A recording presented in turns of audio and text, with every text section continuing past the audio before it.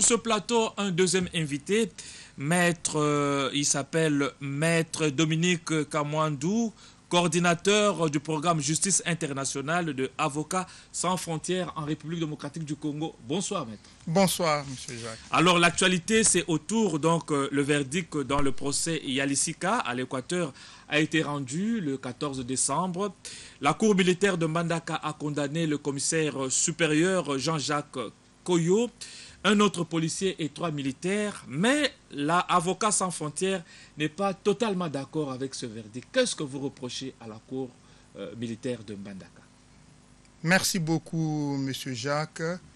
Nous saluons la décision de la Cour, d'abord parce qu'elle reconnaît qu'il y a eu des crimes qui ont été commis dans le cadre d'une attaque dirigée contre la population des Bosanga le 2 mai 2011 et que ces différentes exactions ont été qualifiées par la Cour de crimes contre l'humanité, ce qui est une bonne chose de pouvoir avoir une autre perception et de comprendre que les crimes graves peuvent se commettre dans plusieurs contextes, notamment dans le cadre de l'exploitation des ressources naturelles.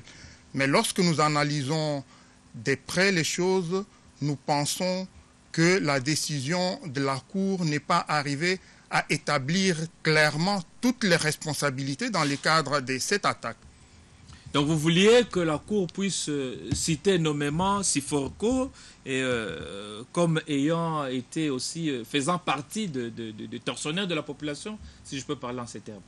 En tout cas, depuis les débuts de la procédure ou même le début de ces conflits, les victimes et même certains témoignages ont dénoncé l'implication importante de la Siforko dans la commission des exactions subies par la population des Bosanga.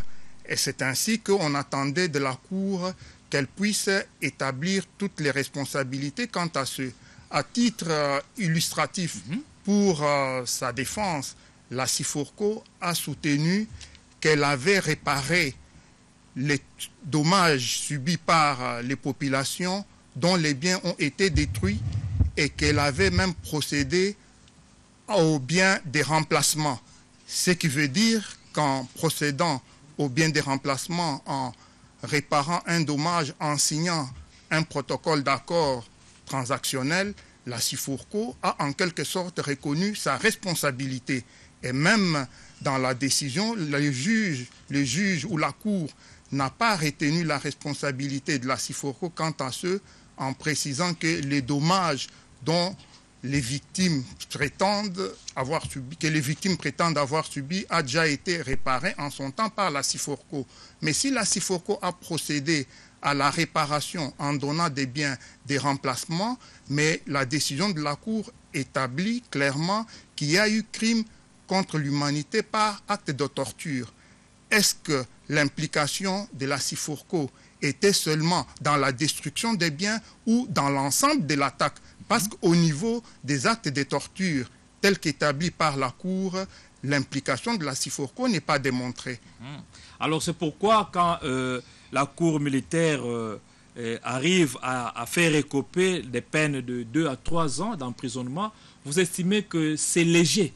C'est le terme que vous avez utilisé dans votre communiqué de presse, c'est léger. Nous précisons que la Cour a retenu la qualification des crimes contre l'humanité. Vous parlez d'une peine légère. En droit, on dit il n'y a pas de peine sans loi. C'est-à-dire la peine doit être prévue par la loi, bien que le juge peut apprécier les circonstances atténuantes en fonction de la personne des auteurs ou de la personne des prévenus. Mais dans le cas d'espèce, la Cour a retenu la qualification des crimes contre l'humanité, qui est un crime très grave. Les crimes contre l'humanité, c'est un crime international, c'est un crime qui relève même de la compétence de la Cour, alors, selon ASF, oui, les pénale internationale. Les peines allaient s'étendre sur combien d'années, puisque là, vous parlez de peine légère? Non, c'est le juge qui détermine la peine. Mais le juge détermine sa peine, ASF dit non, voilà, c'est une peine légère. Est-ce qu'il n'y a pas une contradiction? Le rôle d'une peine, comme le rôle de la justice, est de pouvoir prévenir des abus futurs. C'est aussi le rôle important de la peine, c'est de la prévention. pour pouvoir garantir la paix sociale et la sécurité juridique des populations.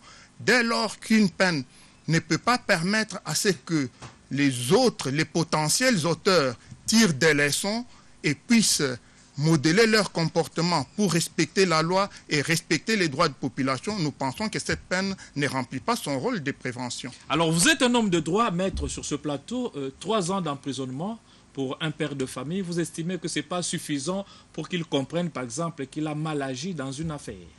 Moi, je pense que 3 ans d'emprisonnement pour un crime grave comme un crime contre l'humanité n'est pas suffisant pour permettre à ce que les autres potentiels auteurs puissent tirer des leçons et se comporter correctement pour garantir la paix sociale. Ça serait proportionnel à combien? 50 ans, 30 ans d'emprisonnement, par exemple? Je ne suis pas juriste, mais je peux imaginer. La peine est prévue par la loi.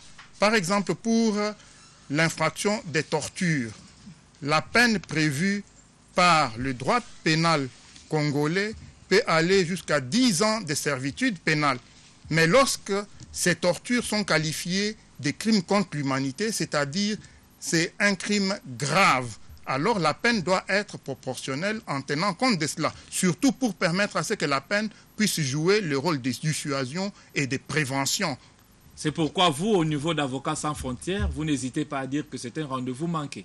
Effectivement, je tire ça de votre communiqué. Effectivement, nous disons que c'est un rendez-vous manqué parce que nous pensions que ce procès allait être un cas de figure pour pouvoir démontrer que la protection des droits humains est importante et elle doit être garantie dans le cadre de l'exploitation des ressources naturelles. Certes, comme certains le pensent, que c'est un procès contre les industries, contre l'exploitation, tel n'est pas le cas.